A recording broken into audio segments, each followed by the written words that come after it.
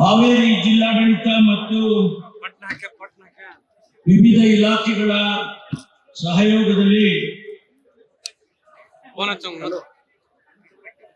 ಸುಮಾರು 292 ಕೋಟಿ ರೂಪಾಯಿ ಶಂಕುಸ್ಥಾಪನೆ, ಅದರ ಜೊತೆಯಲ್ಲಿ 118 ಕೋಟಿ ರೂಪಾಯಿ ಕಾಮಗಾರಿಗಳಿಗೆ ಉದ್ಘಾಟನೆಯನ್ನ ಮಾಡಿರ್ತಕ್ಕಂಥ ಈ ಕಾರ್ಯಕ್ರಮದಲ್ಲಿ ಉಪಸ್ಥಿತರಿದ್ದು ಉದ್ಘಾಟನೆಯನ್ನು ಮಾಡಿಕೊಟ್ಟಂತ ನಮ್ಮೆಲ್ಲರ ಅಚ್ಚುಮೆಚ್ಚಿನ ಜನಪ್ರಿಯ ಮುಖ್ಯಮಂತ್ರಿಗಳು, ಕರ್ನಾಟಕ ರಾಜ್ಯದಲ್ಲಿ ಬಡ ಜನರಿಗೆ ಭರವಸೆಯನ್ನು ಮೂಡಿಸಿ ಆ ಭರವಸೆಗಳನ್ನ ಈಡೇರಿಸತಕ್ಕಂತ ಕೆಲಸವನ್ನ ಮಾಡಿರ್ತಕ್ಕಂಥ ಸನ್ಮಾನ್ಯ ಸಿದ್ದರಾಮಯ್ಯನವರೇ, ಈಗ ತಾನೇ ಅಧ್ಯಕ್ಷತೆಯನ್ನು ವಹಿಸಿ ಈ ಕಾರ್ಯಕ್ರಮದಿಂದ ನಿರ್ಗಮಿಸಿದಂತ ಆತ್ಮೀಯ ಗೆಳೆಯ ಶ್ರೀ ರುದ್ರಪ್ಪ ಮಾನಪ್ಪ ಲಮಾಣಿಯವರೇ, ಈ ಜಿಲ್ಲೆಯ ಉಸ್ತುವಾರಿ ಸಚಿವರು, ಜವಳಿ ಮತ್ತು ಸಕ್ಕರೆ ಕೃಷಿ ಮಾರುಕಟ್ಟೆಯ ಸಚಿವರಾಗಿರ್ತಕ್ಕಂಥ ಸನ್ಮಾನ್ಯ ಶಿವಾನಂದ ಪಾಟೀಲ್ ರವರೇ, ರಾಜ್ಯದ ಕಾನೂನು ಸಂಸದೀಯ ಸಚಿವರಾಗಿರ್ತಕ್ಕಂಥ HK ಪಾಟೀಲ್ ರವರೇ, ಸಚಿವರಾಗಿರ್ತಕ್ಕಂಥ ಸತೀಶ್ ಜಾರಕಿಹೊಳಿ ಅವರೇ, ಈಗ ತಾನೇ ಆಶಾ ಕಿರಣ ಕಾರ್ಯಕ್ರಮದ ಉದ್ಘಾಟನೆಯನ್ನ ಮಾಡಿ ಇಡೀ ಕರ್ನಾಟಕದಲ್ಲಿ ಯಾರಿಗೆ ದೃಷ್ಟಿ ದೋಷ ಇರುತ್ತೆ ಅವರಿಗೆ ದೃಷ್ಟಿಯನ್ನ ಕೊಡುವುದರ ಮೂಲಕ ಅವರ ಜೀವನದ ಹಾದಿಯನ್ನ ಸುಗಮ ಮಾಡತಕ್ಕಂತ ಕಾರ್ಯಕ್ರಮವನ್ನು ಉದ್ಘಾಟನೆ ಮಾಡಿದ ಸನ್ಮಾನ್ಯ ದಿನೇಶ್ ಗುಂಡೂರಾಯರೇ, ರಾಜ್ಯದ ನಗರಾಭಿವೃದ್ಧಿ ಸಚಿವರು, ಆತ್ಮೀಯರಾಗಿರ್ತಕ್ಕಂಥ ಸನ್ಮಾನ್ಯ BN ಸುರೇಶ್ ಅವರೇ, ಮುಖ್ಯ ಸಚೇತಕರಾದ ಸನ್ಮಾನ್ಯ ಸಲೀಂ ಅಹಮದ್ ರವರೇ, ಶಾಸಕ ಸ್ನೇಹಿತರಾಗಿರ್ತಕ್ಕಂಥ ಶ್ರೀನಿವಾಸ್ ಮಾನೆ ಅವರೇ, ನಿಲ್ಲಪ್ಪ ಶಿವಣ್ಣ ಅವರೇ, UB ಬಣಕಾರ್ ಅವರೇ, ಪ್ರಕಾಶ್ ಕೋಳಿವಾಡ್ ಅವರೇ, ವೇದಿಕೆ ಮೇಲೆ ಕುಳಿತಿರ್ತಕ್ಕಂಥ ಎಲ್ಲ ಗಣ್ಯ ಮಹನೀಯರೇ, ಎಲ್ಲ ಅಧಿಕಾರಿ ಸ್ನೇಹಿತರೆ, ಇಲ್ಲಿ ತಾವೆಲ್ಲ ಬಂದಿರ್ತಕ್ಕಂಥ ಎಲ್ಲ ಆತ್ಮೀಯ ಬಂಧುಗಳೇ, ಸುಮಾರು 9 ತಿಂಗಳ ಹಿಂದೆ 2023ರಲ್ಲಿ ಚುನಾವಣೆ ನಡೆಯುವಂತಹ ಸಂದರ್ಭದಲ್ಲಿ ರಾಜ್ಯದ ಜನತೆಗೆ ಸನ್ಮಾನ್ಯ ಮುಖ್ಯಮಂತ್ರಿಗಳಾಗಿರ್ತಕ್ಕಂಥ ಸಿದ್ದರಾಮಯ್ಯನವರು ಅನೇಕ ಭರವಸೆಗಳನ್ನ ಕೊಟ್ಟಿದ್ರು. ಅಧಿಕಾರಕ್ಕೆ ಬಂದ್ರೆ ನಾವು ಈ ಕಾರ್ಯಕ್ರಮಗಳನ್ನು ಅನುಷ್ಠಾನ ಮಾಡ್ತೇವೆ ಅಂತ ಹೇಳಿ ಇಡೀ ರಾಜ್ಯದಲ್ಲಿ ಪ್ರವಾಸ ಮಾಡಿ ಭರವಸೆಯನ್ನು ಕೊಟ್ಟಿದ್ರು. ಆ ಸಂದರ್ಭದಲ್ಲಿ ನಮ್ಮ ಪಕ್ಷದ ಪ್ರಣಾಳಿಕೆಯನ್ನು ಬರೆಯುವಂತಹ ಸೌಭಾಗ್ಯ ನನ್ನದಾಗಿತ್ತು. ಪ್ರಣಾಳಿಕೆ ಸಮಿತಿಯ ಅಧ್ಯಕ್ಷರಾಗಿ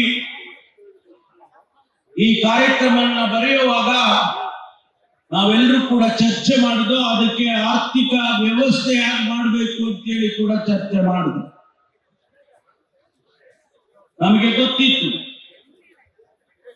ಈ ಕಾರ್ಯಕ್ರಮಗಳಿಗೆ ಹೆಚ್ಚು ಹಣ ಬೇಕಾಗ್ತದೆ, ಆ ಹಣವನ್ನ ಯಾವ ರೀತಿ ಒದಗಿಸಬೇಕು ಅನ್ನೋದು ಸನ್ಮಾನ್ಯ ಮುಖ್ಯಮಂತ್ರಿಗಳಾದಂತಹ ಸಿದ್ದರಾಮಯ್ಯನವರಿಗೆ, ಬಹುಶಃ ಈ ರಾಜ್ಯದಲ್ಲಿ 15 ಆಯವ್ಯಯಗಳನ್ನು ಮಂಡಿಸಿದಂತ ಅವರಿಗೆ ಅದು ಬಹಳ ಚೆನ್ನಾಗಿ ಅರ್ಥ ಆಗಿತ್ತು ಅಂತ ಹೇಳಿ ನಾನು ಅಂದ್ಕೊಳ್ತೇನೆ.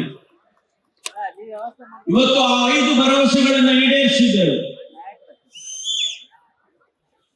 ಲಕ್ಷಾಂತರ ಜನರಿಗೆ ಬಡತನದ ರೇಖೆಯಿಂದ ಮೇಲೆ ಬರಬೇಕು, ಅವರ ಆರ್ಥಿಕ ಜೀವನ ಚೆನ್ನಾಗಾಗಬೇಕು ಅಂತ ಹೇಳಿ ಏನು ಪರಿಕಲ್ಪನೆಯನ್ನು ಇಟ್ಕೊಂಡು ಈ ಕಾರ್ಯಕ್ರಮ ಕೊಟ್ಟಿದ್ದೇವೆ. ಇವತ್ತು ಸುಮಾರು 36,000 ಕೋಟಿ ರೂಪಾಯಿಗಳನ್ನ ಆ ಕಾರ್ಯಕ್ರಮಗಳಿಗೆ, ಯೋಜನೆಗಳಿಗೆ ಖರ್ಚು ಮಾಡೋದ್ರ ಮೂಲಕ ಆ 5 ಕಾರ್ಯಕ್ರಮಗಳನ್ನು ಇವತ್ತು ಅನುಷ್ಠಾನ ಮಾಡಿದ್ದೇವೆ. ಬಹುಶಃ ನಮ್ಮ ಮೇಲೆ ಟೀಕೆ ಟಿಪ್ಪಣಿಗಳನ್ನು ಮಾಡ್ತಕ್ಕಂಥ ಜನ ಇದ್ದಾರೆ ರಾಜ್ಯದಲ್ಲಿ. ಇದ್ರು ಯಾರು ಟಿಪ್ಪಣಿ ಮಾಡ್ತಾ ಇದ್ರು ಅವರಿಗೆ ಇವತ್ತು ಅನುಷ್ಠಾನ ಮಾಡೋದ್ರ ಮೂಲಕ ನಾವು ಬದ್ಧ ಇದ್ದೇವೆ ಎನ್ನುವುದನ್ನ ತೋರಿಸಿಕೊಟ್ಟಿದ್ದಾರೆ ಸನ್ಮಾನ್ಯ ಮುಖ್ಯಮಂತ್ರಿಗಳು. ಪ್ರಧಾನಮಂತ್ರಿಯಾದಾಗಿ ಇಲ್ಲಿಯವರೆಗೂ ಅನೇಕ ಜನ ರಾಜ್ಯದ ಮುಖಂಡರುಗಳು ಕೂಡ ಟೀಕೆಯನ್ನು ಮಾಡಿದ್ದಾರೆ, ಟಿಪ್ಪಣಿಯನ್ನು ಮಾಡಿದ್ದಾರೆ. ಭವಿಷ್ಯದಲ್ಲಿ ಈ ಕಾರ್ಯಕ್ರಮ ಲೋಕಸಭಾ ಚುನಾವಣೆ ಆದಮೇಲೆ ನಿಂತು ಹೋಗ್ತದೆ ಎನ್ನುವರೆಗೂ ಮಾತನಾಡಿದ್ದಾರೆ. ಆದ್ರೆ ಒಂದು ಮಾತನ್ನ ಮಾನ್ಯ ಮುಖ್ಯಮಂತ್ರಿಗಳು ಪದೇ ಪದೇ ಹೇಳುತ್ತಿದ್ದಾರೆ. ನಿನ್ನೆ ಮಂಗಳೂರಿನಲ್ಲಿ ಕೂಡ ನಮ್ಮ ಕಾರ್ಯಕರ್ತರನ್ನು ಉದ್ದೇಶಿಸಿ ಮಾತನಾಡುವಂತಹ ಸಂದರ್ಭದಲ್ಲಿ ಮುಂದಿನ ವರ್ಷ 24-25ಕ್ಕೆ ಆಯವ್ಯಯದಲ್ಲಿ 52,000 ಕೋಟಿ ರೂಪಾಯಿಗಳನ್ನು ಇಡೋದ್ರ ಮೂಲಕ ಈ ಕಾರ್ಯಕ್ರಮವನ್ನು ಮುಂದುವರಿಸುತ್ತೇವೆ ಎನ್ನುವಂತಹ ಸಂದೇಶವನ್ನು ಕೊಟ್ಟಿದ್ದಾರೆ. ಯಾವ ಕಾರಣಕ್ಕೂ ಈ ಕಾರ್ಯಕ್ರಮಗಳನ್ನು ನಿಲ್ಲಿಸೋದಿಲ್ಲ ಅನ್ನುವಂತಹ ಮಾತನ್ನು ಕೂಡ ಮಾನ್ಯ ಮುಖ್ಯಮಂತ್ರಿಗಳು ರಾಜ್ಯದ ಜನತೆಗೆ ತಿಳಿಸಿದ್ದಾರೆ.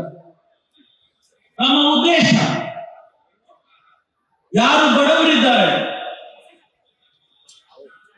ಯಾರಿಗೆ ಆರ್ಥಿಕ ಶಕ್ತಿ ಇಲ್ಲ ಅಂತವರನ್ನ ಸಮಾಜದ ಮುಖ್ಯವಾಹಿನಿಗೆ ತರ್ತಕ್ಕಂತ ಆರ್ಥಿಕ ಶಕ್ತಿಯನ್ನ ಕೊಡಬೇಕು ಅಂತ ಹೇಳಿ ಕಾರ್ಯಕ್ರಮಗಳನ್ನು ಕೊಟ್ಟಿರ್ತಕ್ಕಂಥದ್ದು ಅನ್ನೋದನ್ನ ಇವತ್ತು ಇಡೀ ರಾಜ್ಯದ ಜನರಿಗೆ ಪದೇ ಪದೇ ನಾವೆಲ್ಲರೂ ಕೂಡ ಹೇಳ್ತಾ ಇದ್ದೀವಿ ಮುಖ್ಯಮಂತ್ರಿಗಳ ಆದಿಯಾಗಿ.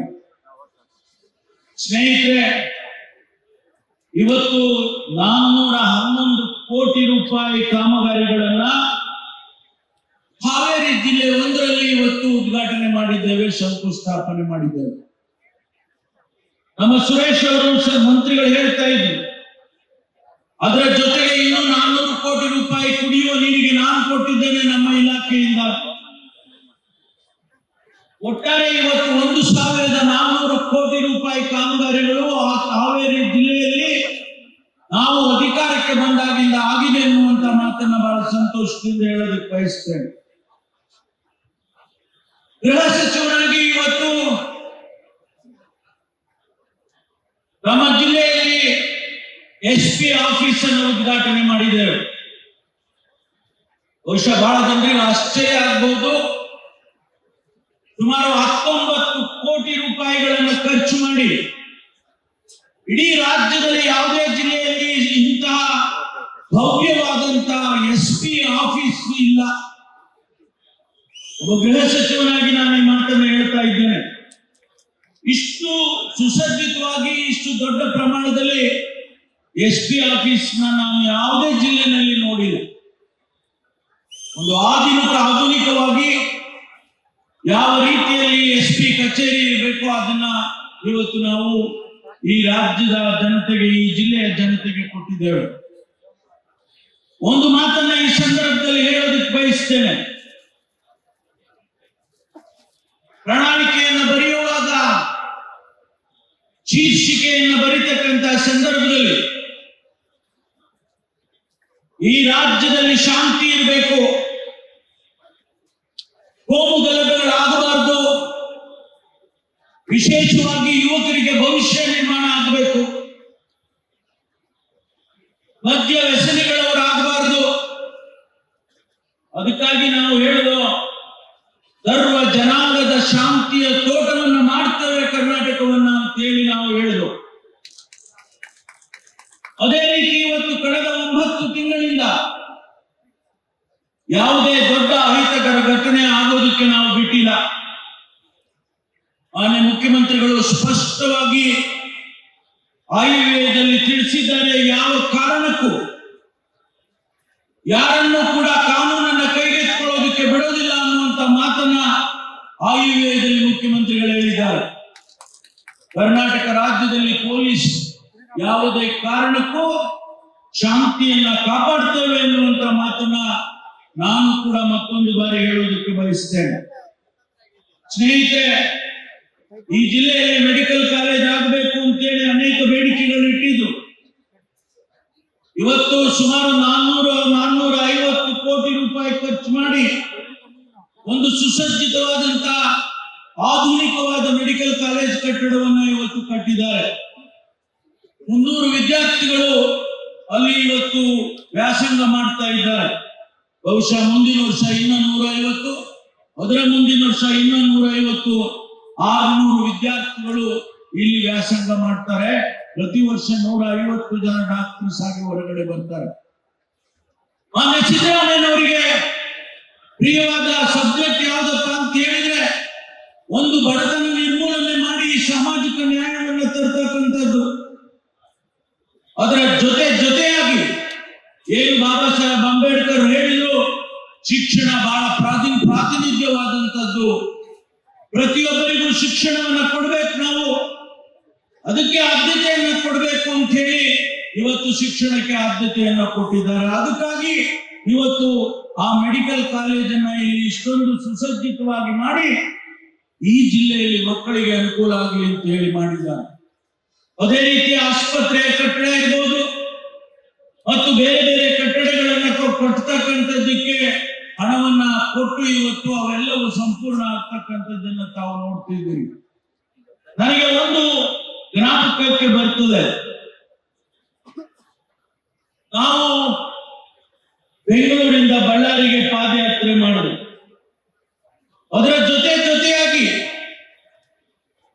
ಹೊಸಪೇಟೆಯಿಂದ ಕೂಡಲ ಸಂಗಮಕ್ಕೆ ನಾವು ಪಾದಯಾತ್ರೆಯನ್ನು ಮಾಡಿದ್ವು. ಕಾಂಗ್ರೆಸ್ ನಡಿಗೆ ಕೃಷ್ಣೆಯ ಕಡೆಗೆ ಅಂತ ಹೇಳಿದ್ರು.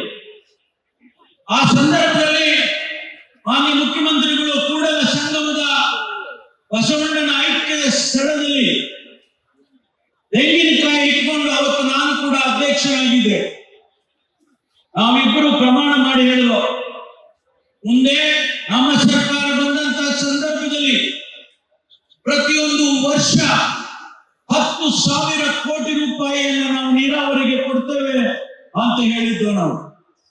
ಅದೇ ರೀತಿ ಮಾನ್ಯ ಮುಖ್ಯಮಂತ್ರಿಗಳು 5 ವರ್ಷದಲ್ಲಿ 68,000 ಕೋಟಿ ರೂಪಾಯಿ ನೀರಾವರಿಗೆ ಕರ್ನಾಟಕದಲ್ಲಿ ಕೊಟ್ಟಿದ್ದ ಉದಾಹರಣೆ ಬಹುಶಃ ಯಾವತ್ತಿಗೂ ಇಲ್ಲ ಅನ್ನುವಂತ ಮಾತನ್ನ ಈ ಸಂದರ್ಭದಲ್ಲಿ ಹೇಳ್ತೇನೆ. ಅದಕ್ಕಾಗಿ ಅಭಿವೃದ್ಧಿಯೇ ನಮ್ಮ ಮಂತ್ರ, ಜೊತೆಯಾಗಿ ಸಾಮಾಜಿಕ ನ್ಯಾಯವನ್ನು ತರ್ತಕ್ಕಂಥ ಪರಿಕಲ್ಪನೆ ಏನು ನಮ್ಮದಿದೆ, ಕಾಂಗ್ರೆಸ್ ಪಕ್ಷಕ್ಕಿದೆ, ಮಾನ್ಯ ಸಿದ್ದರಾಮಯ್ಯನವರಿಗೆ ಅದನ್ನ ಆತ್ಮದಲ್ಲಿಟ್ಟುಕೊಂಡು ನನ್ನ ಕೆಲಸ ಸಾಮಾಜಿಕ ನ್ಯಾಯವನ್ನು ಕೊಡ್ತಕ್ಕಂಥದ್ದು, ನನ್ನ ಕೆಲಸ ಕರ್ನಾಟಕದ ಅಭಿವೃದ್ಧಿಯನ್ನು ಮಾಡ್ತಕ್ಕಂಥದ್ದು.